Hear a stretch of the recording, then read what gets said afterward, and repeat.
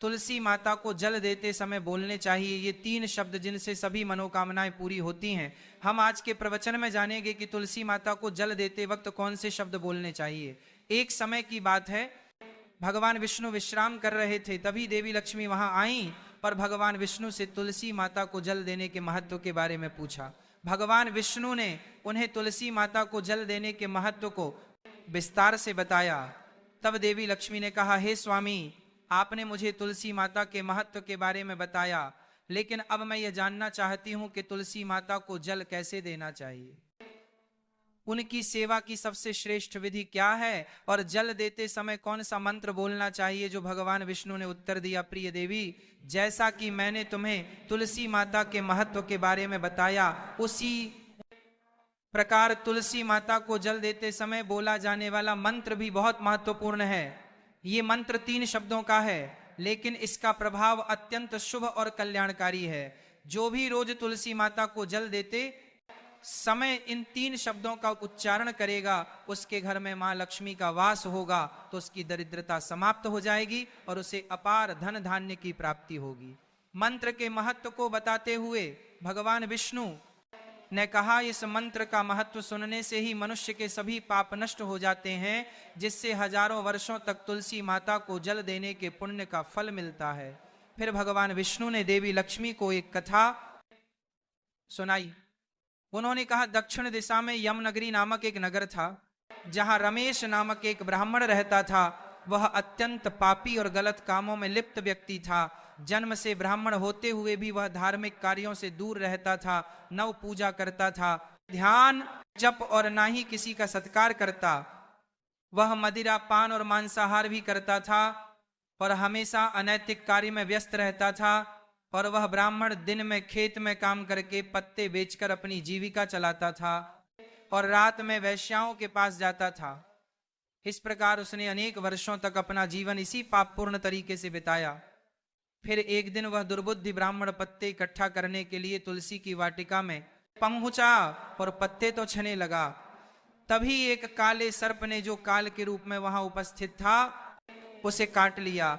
उसी समय उसकी मृत्यु हो गई। उसकी मृत्यु के तुरंत बाद यमराज के दूत वहां प्रकट हुए और उसकी आत्मा को लेने के लिए आए। वे उसे यमलोक ले जाने लगे। मार्ग में ब्राह्मण यमदूतों के सामने रोने और विलाप करने लगा। उसने कहा, हे दूतों, मुझे कहाँ ले जा रहे हो? मुझे छोड़ दो, मेरे प्राण बचा लो। लेकिन यमदूत बोले, अरे पापी ब्राह्मण, तेरे दुष्कर्मों के कारण तुझे यह दंड मिला है। अब यमराज तुझे घोर नरक में डालेंगे।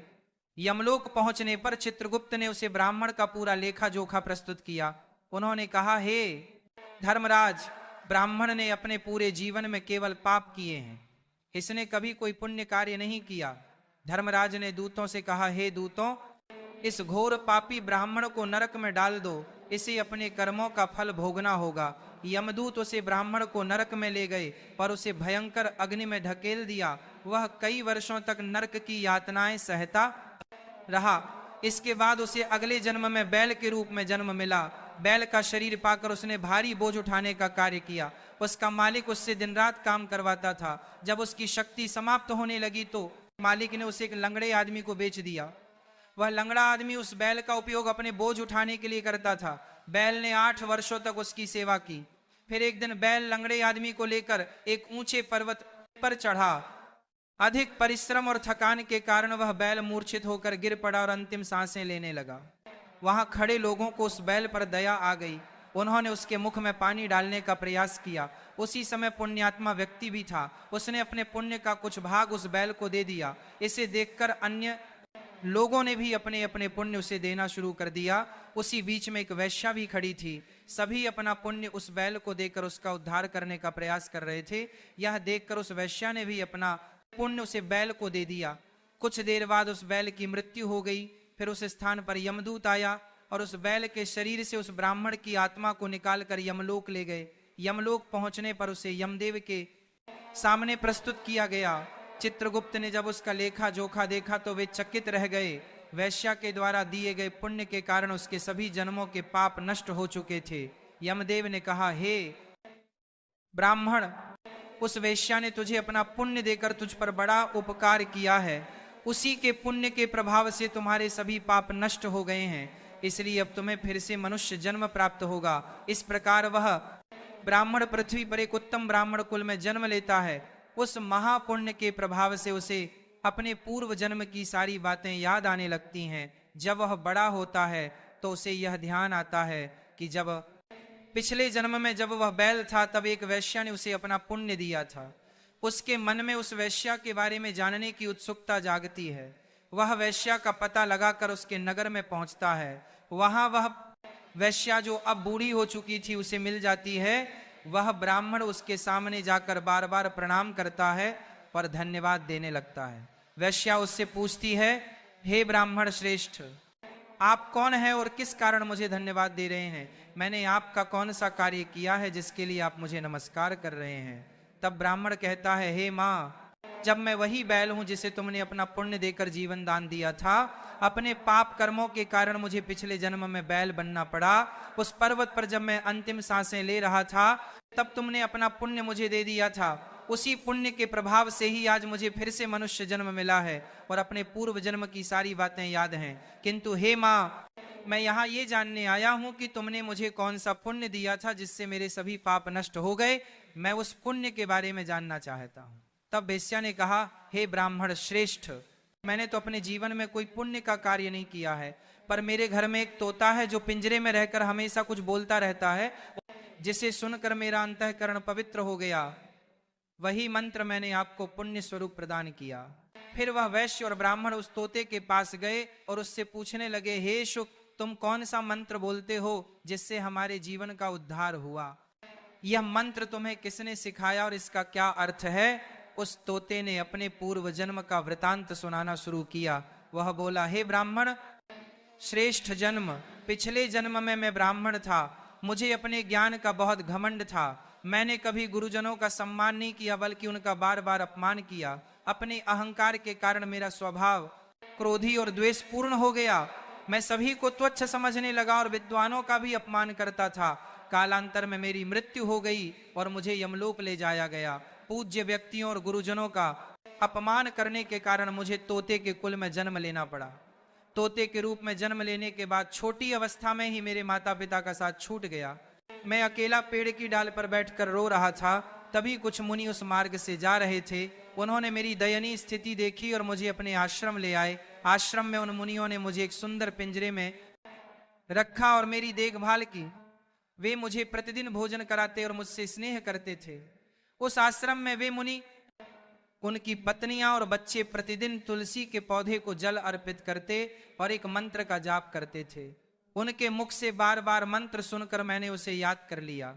तब से मैं उसी मंत्र का जप करता हूँ।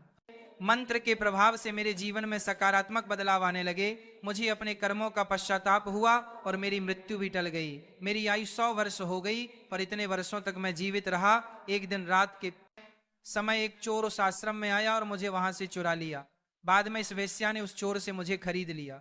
वेश्या के घर आने के बाद भी मैं वही मंत्र बोलता रहा। इस मंत्र को सुनकर वेश्या का अंतःकरण पवित्र हो गया। उसने अपना पुराना जीवन छोड़कर भगवान विष्णु की भक्ति करनी शुरू कर दी। हे ब्राह्मण देव, मंत्र के प्रभाव से मेरे और उस वेश्या के सभी पाप नष्ट हो गए। यही मंत्र आपको भी पाप मुक्त कर चुका है। इस प्रकार तोते ने उस ब्राह्मण और वेश्या को पूरा वृतांत सुना दिया। ये सुनकर ब्राह्मण और वेश्या दोनों बहुत प्रसन्न हुए। उन्होंने तय किया कि अब वे प्रतिदिन तुलसी माँ को जल अर्पित करेंगे और उस मंत्र का जाप करेंगे। कुछ समय बाद उस ब्राह्मण, वैश्य और तोते ने मंत्र के प्रभाव से दिव्य विमान में बैठकर विष्णु लोक की यात्रा की। भगवान विष्णु ने देवी लक्ष्मी से कहा, हे देवी, देखा आपने, केवल तुलसी माँ के मंत्र के प्रभाव से उस तोते, वैश्य और ब्राह्मण के सभी पाप नष्ट हो गए। इसीलिए हर व्यक्ति को प्रतिदिन तुलसी माँ को जल अर्पित करते हुए इस मंत्र का जाप अवश्य करना चाहिए। वह मंत्र इस प्रकार है, वृंदावनी स्वाहा, तूरा वृंदावनी स्वाहा। जो स्त्री प्रतिदिन तुलसी माँ के सामने इस मंत्र का उच्चारण करेगी वह सौभाग्यशाली बनेगी। जो पुरुष इसका जप करेगा उसे अक्षय धन की प्राप्ति होगी। जिस घर में प्रतिदिन तुलसी माँ की पूजा होगी वहां लक्ष्मी जी का सदा वास रहेगा। तुलसी माँ का यह मंत्र फलदायी और सिद्धियों को प्रदान करने वाला है। स्त्रियों को स्नान के बाद बाल बांधकर मांग में सिंदूर लगाकर तुलसी माँ को जल चढ़ाना चाहिए। साथ ही तुलसी माँ की परिक्रमा करनी चाहिए। शाम के समय तुलसी के पास दीपक जलाने से घर में सुख समृद्धि आती है। भगवान विष्णु की पूजा तुलसी माँ के बिना अधूरी है। तुलसी का एक पत्ता चढ़ाने से भगवान को उतनी प्रसन्नता मिलती है जितनी हजारों अमृत के घरों से नहलाने पर भी नहीं मिलती। जो भी व्यक्ति तुलसी माँ का सम्मान करेगा और उनके इस मंत्र का जाप करेगा, उसे न केवल इस लोक में बल्कि परलोक में भी शुभ फल प्राप्त होगा। ऐसा फल तुलसी माँ के पत्तों के दान से मिलता है। जो मृत्यु के समय अपने मुख में तुलसी के पत्तों का जल ग्रहण करता है, ऐसा व्यक्ति अपने सभी पापों से मुक्त होकर भगवान विष्णु के धाम जाता है। भगवान विष्णु कहते हैं, पूर्णिमा, अमावस्या, द्वादशी और सूर्य संक्रांति के दिन मध्याह्न काल, रात्रि और शौच के समय तेल लगाकर बिना स्नान किए अथवा बिना हाथ पैर धोए रात्रि के वस्त्र पहनकर तुलसी के पत्ते तोड़ना महापाप होता है। श्राद्ध, व्रत, दान जो है, प्रतिष्ठा और देव पूजा के लिए तोड़े गए तुलसी के पत्ते 3 रात तक पवित्र रहते हैं। तुलसी के पत्तों को बिना नष्ट किए उसके अग्रभाग को तोड़ना चाहिए। तुलसी की मंजरी जो सभी फूलों से श्रेष्ठ मानी जाती है, उसे तोड़ते समय पत्तियों का होना आवश्यक है। पौधे को बिना हिलाए केवल अग्रभाग को तोड़ना चाहिए ताकि पूजा का फल और बढ़। तुलसी के पत्तों को कभी नाखून से नहीं तोड़ना चाहिए क्योंकि इससे पाप लगता है। रात्रि के समय तुलसी के पौधे को छूना या उसके पत्ते तोड़ना अशुभ माना जाता है क्योंकि रात्रि में वह निद्रावस्था में होती है। गुरुवार को तुलसी के पौधे में थोड़ा कच्चा दूध अर्पित करें और इस दौरान दोगरा वासुदेवाय नमः मंत्र का जप करें। तुलसी के पौधे के पास शालिग्राम रखें और तिल चढ़ाएं। शालिग्राम पर तुलसी के पत्ते रखकर चंदन का तिलक करें। अगर कोई महिला मासिक धर्म में है तो तुलसी की पूजा से बचें क्योंकि इस समय तुलसी को छूना पाप होता है जिससे महिला की दुर्गति हो सकती है। इस प्रकार भगवान विष्णु ने देवी लक्ष्मी को तुलसी के जल देने के मंत्र का महत्व बताया। और आप भी हर रोज ऐसे ही हमारे प्रवचन सुनने के लिए चैनल को सब्सक्राइब करें। बोलो राधे राधे।